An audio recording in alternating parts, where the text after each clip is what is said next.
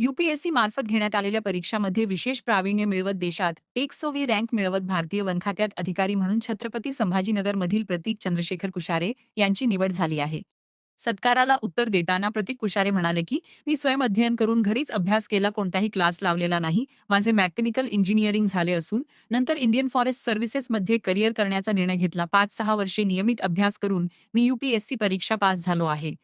यावेळी दिनकरराव गावंडे, लक्ष्मीकांत गावंडे, पत्रकार राजेंद्र मराठे, उषाबाई कुशारे, संगीता कुशारे, चंद्रशेखर कुशारे, आदित्य मराठे आदींनी प्रतीकचा सन्मान करून पुढील कार्यास शुभेच्छा दिल्या. नमस्कार, मी प्रतीक चंद्रशेखर कुशारे. माझी नुकतीच झालेल्या UPSC मार्फत झालेल्या इंडियन फॉरेस्ट सर्व्हिस यामध्ये ऑल इंडिया रँक 100 ही रँक आलेली आहे.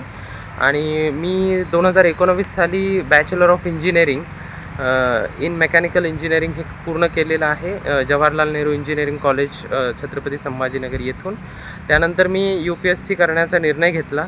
त्यासाठी मी स्वयं अध्ययनावरतीच फोकस केलेला होता आणि मी पूर्ण 4 ते 5 वर्ष इथं छत्रपती संभाजीनगर येथे घरी राहूनच तयारी केली.